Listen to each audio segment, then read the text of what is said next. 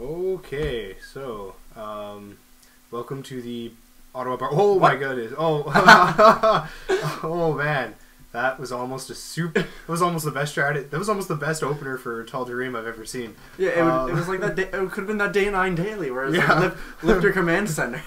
Go to the gold. What? Where'd it go? No, there was one goal. There was one on this map that had goal, but there was. Oh, I did. What?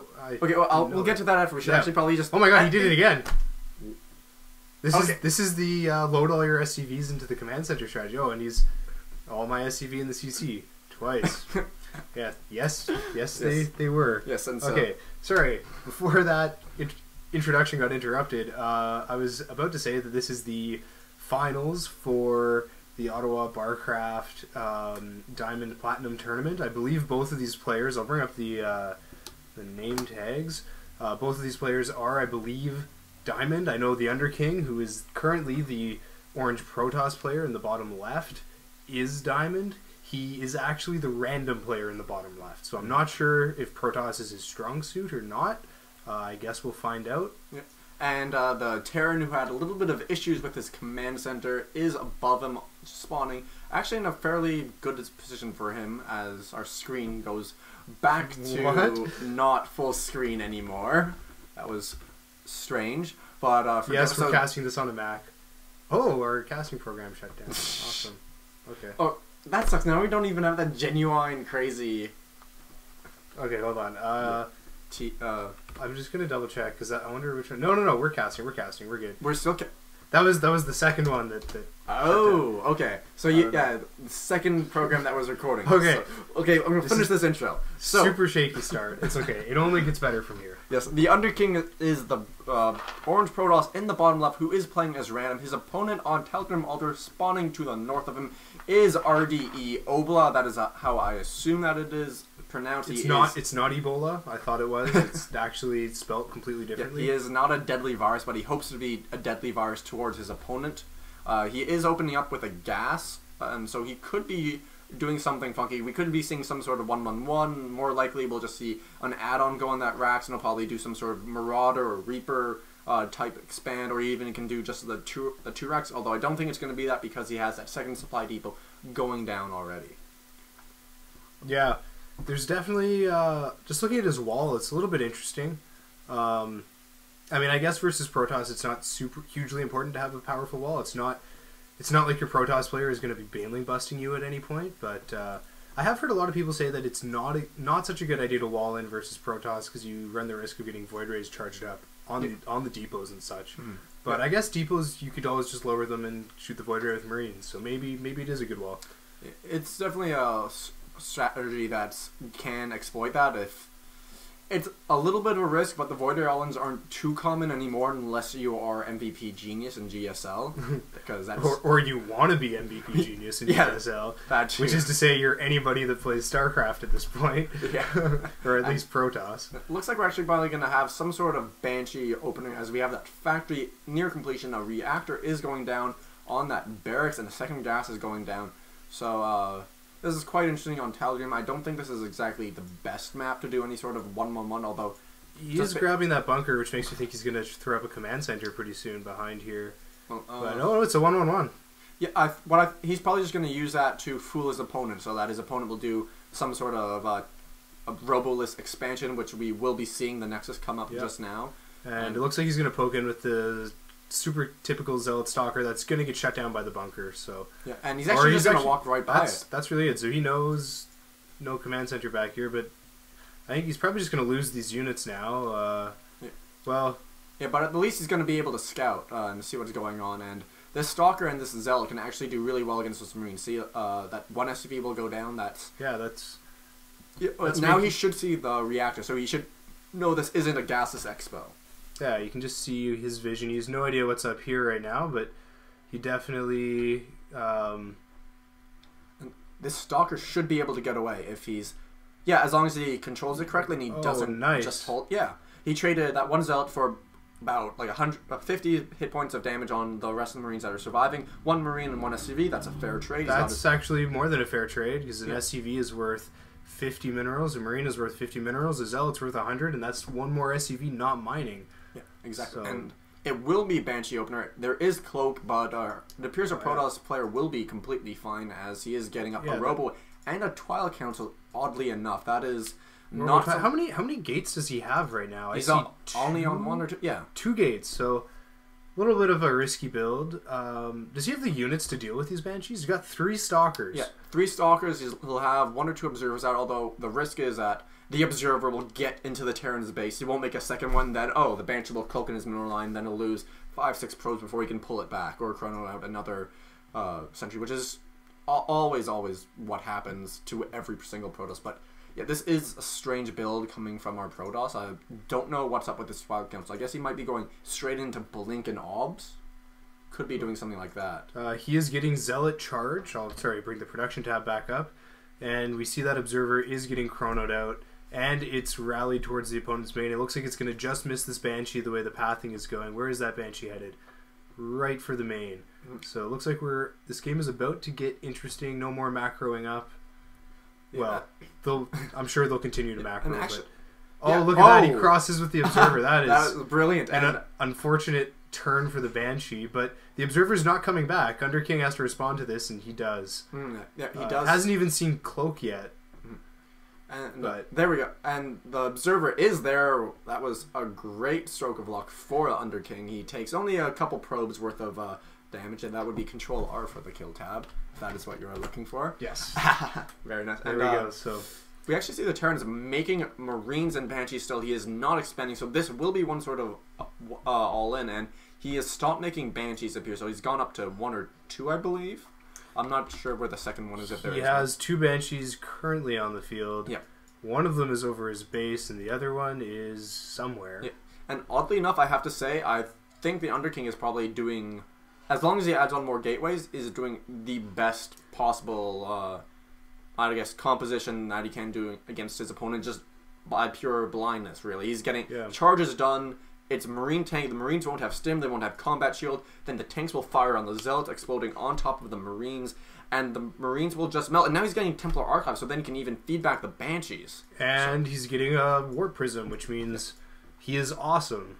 Yeah, he's just getting one of everything, but not that many gateways to get anything, much of anything. Yeah, so. he should be realizing now that this is a 1-1-1. He sees it now with the Observer. And really, he needs to be adding on more. He's pulling all the... Well, is that all the SCVs? No, but that's... about half. It's about half the SCVs, so this is... Here we go. Yeah, this is still very scary. We got more Zealots out. Chrono Boost should be going down on those Warp Gates, and just as long as those Zealots don't charge into the Siege tanks while they're charged, this should work out well. But but he's going to siege up on this low ground here and take advantage of the fact that this is tough. This is tough. Rotationally balanced. Without probes do get pulled back. That is a great move by Chrono. What Underking has to do right now is just stall for time. Yeah. All he needs to do is get a large enough army to take this out. Although he is supply blocked, that's not good. He has 1 Archon now. 1 Archon, 3 Stalkers, 10 Zealots, and 2 Sentries versus 25 Marines, 3 Banshees, and 4 Siege Tanks. Not to mention, how many SCVs is that? 9 SCVs that got pulled down as well? Yeah. And this Nexus will probably go down. Yeah, I don't know Observer if he's also actually not going to get picked off. Nice. That's a good response by the Underking, seeing that scan and pulling it back up to the high ground. Yeah. But he... You know, our Purple Terran is expanding behind this, and this is actually looking not so good for the Underking. Yeah, it definitely is. He can't, if he is able to crush his push, it can work out quite well for him. But he just look at his money. He's got not enough gateways. He's doesn't have the actual army to take this out. If you're 12 minutes into the game and you're on 2 gate, you're doing something wrong. Yeah, it's 1,400 mils. He needed to put down 3-4 gateways before, and then he could have been able to hold this, especially with feedbacks on those Banshees. And actually, now those siege tanks are completely vulnerable. He unsieges, and Underking's actually going to go at the best possible catch him time. on siege. Here we go. Force fields could go down at the ramp. They do go down. That is excellent. All these tanks will go down. Yeah. Banshees will get killed off too. Probably the engagement that the Underking needed if he was going to come back in this game, but it's tough to say. 3 more gateways going down, and the supply tab is actually... The supply is really even. Probes are sneaking out, and... Yeah, and these Marines are going to get sandwiched now. These Marines are going to be sandwiched. And this is actually... I think that Observer is probably the most critical unit, because it was sitting right on top of those siege tanks while they unsieged. and Under King just used that to go in for the perfect engagement. But I don't know if there are too many Marines here for Under King to deal with. This Archon is going to be worth its weight in gold, however. Yeah, that Archon... That's going to clean all of these up. But the one thing that we will... that is still in this game, however, is just that our Terran has taken his command center. He is well behind in SCVs, I would assume so. Yeah, he pulled 20 with him. Our Protoss still has most of his probes mining, although they are long distance. The worker count is 29 probes to 19 SCVs, plus 3 mules, but he does have the double orbital. Yeah, and we also have the huge bank from Under King.